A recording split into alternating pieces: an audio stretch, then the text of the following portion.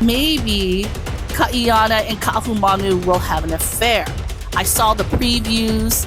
I saw the way they looked in each other's eyes. And man, when she was in that cave, you can't tell me the sister didn't have the hots for him.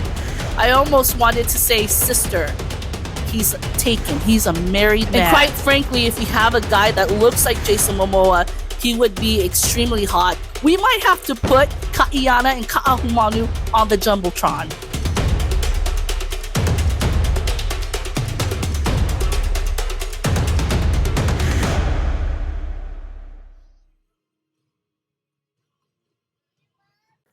Aloha everyone, what's up? And welcome to another Chief of War review, episodes 2 and 3. Let's get right into it, shall we? So episode 2 was really all about Queen Kahumanu.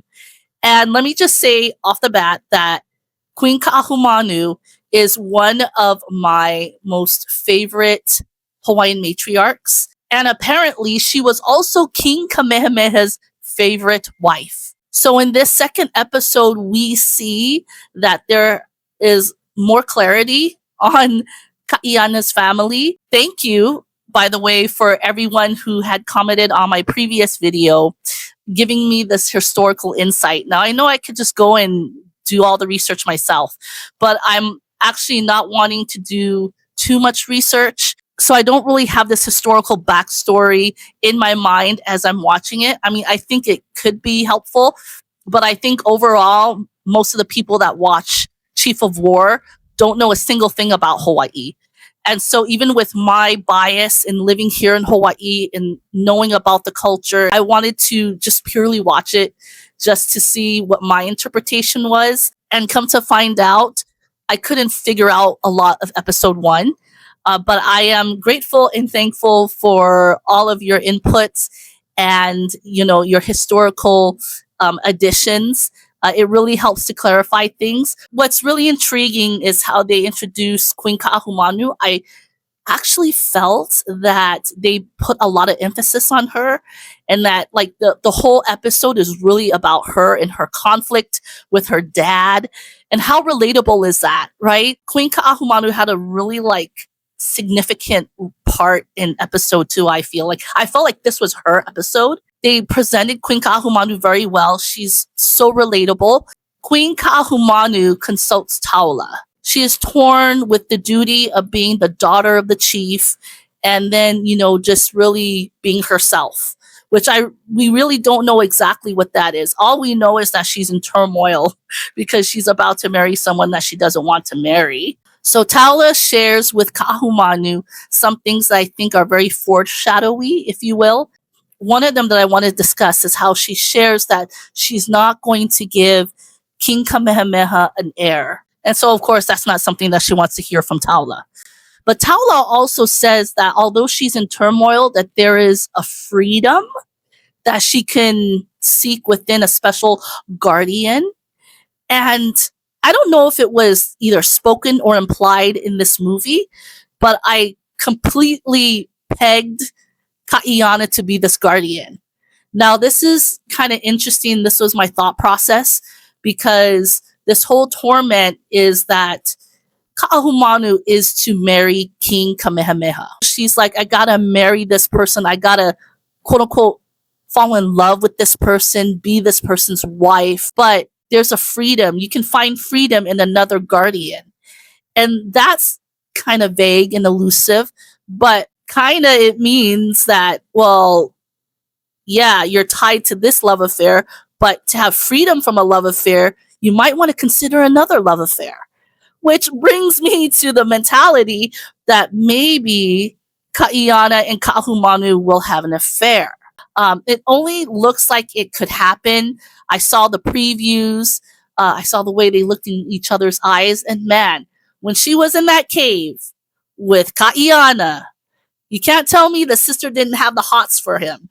I almost wanted to say, sister, he's taken. He's a married man.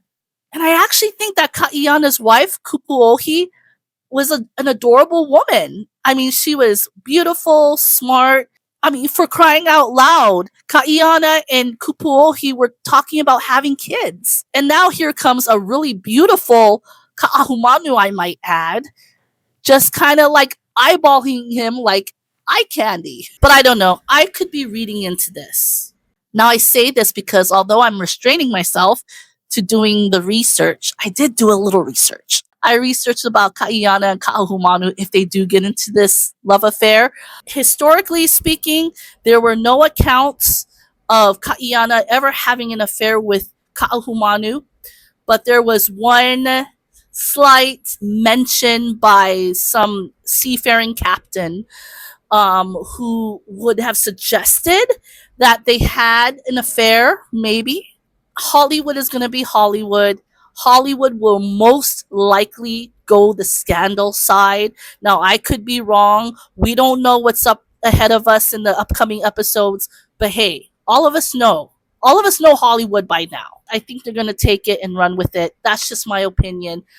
I think we're going to see some type of affair happen, which is sad, actually.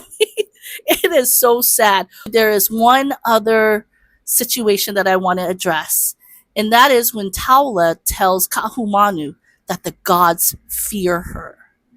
And that like kind of sparks feelings like, why would the gods fear Kahumanu? Here is what I think the reason why Taula said that. If you don't know, and this is one of the reasons why I love Queen Kahumanu, she became a Christian. And her Christianity, her faith in God and in Jesus inspired many of the things that she is known for. She is known to have abolished the kapu system, a set of rules and regulations that Native Hawaiians adhered to, but at times could have been very oppressive to them. I think that's what shot into me when Taula said that the gods fear you. It brought up actually a sense of pride that I get to watch this woman become to herself from this very maybe confused and tormented woman to we know that she's going to be a very powerful force to be reckoned with in the coming times ahead. And I have to tell you, just to foreshadow that, I think that's really the only reason why Taula would say that. Now, let me just say this. As much as I believe that Hollywood is inclined to go down the scandalous rabbit hole in this story, I am also equally inclined to think that they wouldn't highlight Ka'ahumanu's faith in God. Um, Especially to ancient Hawaiian practitioners who want to go back to the ways, who still honor the gods of ancient Hawaii, who still honor things like the kapu system and honor the old way of life. I think that seeing Kahumanu take the transformation into a woman of God, if you will, I think that they might think that that might be offensive to certain peoples of the Hawaiian culture. I was kind of skeptical that Hollywood will actually take her character arc down that road. And if they do mention and bring to light the fact that she became a Christian and that she made all these movements and did all these things because of her faith in Christ, then I give Hollywood a ton of credit because they are sticking to historical facts and they're not being biased. Episode 3. Episode 3 was a lot for me. I never actually knew a lot about King Kamehameha. Quite frankly, the only thing I knew about King Kamehameha is that he unified the islands. He was one of the greatest chiefs that ever lived. And so that's all I knew. But I actually like King Kamehameha. And I'm going to tell you this. When they casted Kaina Makua to be King Kamehameha, they casted someone who embodies humility. Um, like I don't know. My understanding of King Kamehameha, without doing too much research about him, I like the King Kamehameha that I see. I think that he's very humble and he's very wise. He seems like someone who would kind of be there for his men. He reminded me, as far as what I know about biblical stories. He reminded me of a lot like a David, like a King David. And he's such a stark contrast to Kahekili, who I absolutely abhor now. I hated him. I hated him. Like, Tamua Morrison like did such a great job that I actually despise Kahekili. But I love Kamehameha and I love like who he is. And then like some thoughts that I had, you know, like Kahumanu is gonna grow to love this guy. Like, there is no way she's not gonna fall in love with King Kamehameha. Now, granted, King Kamehameha is not a Jason Momoa by any stretch of the imagination. And I think that what we learned so far, King Kamehameha is the perfect man to be Kahumanu's husband. Because Hollywood's going to try to mess it up. Because God forbid we watch something beautiful as far as Kamehameha and Kahumanu getting together because they fit so perfectly. That's not scandalous enough. That's not interesting enough. It's outright boring for two people to be loyal and to fall in love with each other because they really do go with each other. Hollywood is just not that innocent. Hollywood is going to try to stick some scandal in there. I don't know. We'll find out. I probably eat some humble pie if it doesn't happen. But either or, if it does happen, you can just say that you heard it here first. If not, I'd be happy. Okay, I'd be surprised, but I would be happy. And what's so interesting is Kaiana's friendship with his friend.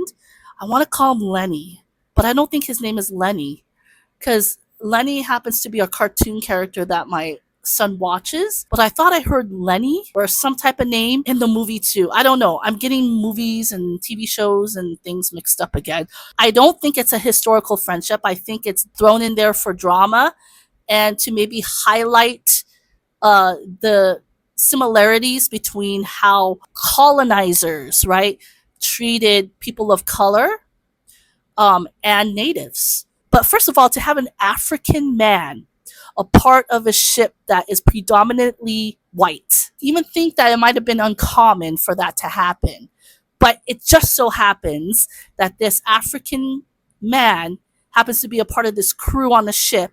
And then he befriends very quickly Kaiana.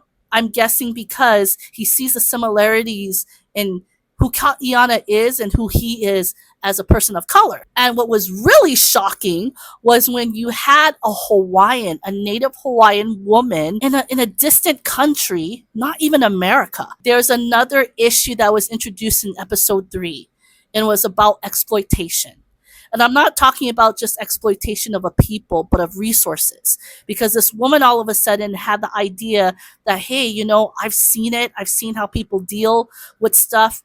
There is sandalwood that we have in the islands, and we could make a lot of money. When Kaiana said, are you kidding me? Why would we sell out our island and our resources for money and profit? So before like anyone hates on this native Hawaiian woman, before anyone hates on her, you got to understand she's been exposed to how the world really works. To industry, to trade. She's been exposed to how things are going. And I think she kind of mentioned it in the movie how eventually the white people are going to invade Hawaii. They're eventually going to go. And she brings up a good point on adapting to what's there versus trying to stay hidden and trying to think that, you know, you're safe in your own little bubble, right? And I think she brings up a good point because she's been around the block. She knows what's going on. And she sees that as an opportunity to build relations versus be conquered in her own land. Now, we don't know this much about this woman. She could be doing it for selfish reasons. But it is a valid point. She does know that the times are changing and that ancient Hawaii, as we know it, as more settlers bump into Hawaii, as more people are aware of where Hawaii is, they're going to be exploiting the land eventually. That's her mindset, her way of thinking. She knows that Hawaiians are no match for the weaponry and the warfare of these white people. And so she kind of has a plan to maybe, I don't know, connect the two worlds. But I mean, she could also be doing it for greed. Well, there you have it, guys. Episodes 2 and 3. I really do hope that Kaiana finds his friend. I really do hope that Queen Kahumanu can really see the importance of her role as the chiefess of King Kamehameha. And I hope Kahekili steps on Vana and tosses himself in the fire and dies. We don't know what's going to happen, but we shall see. Until the next time. Aloha.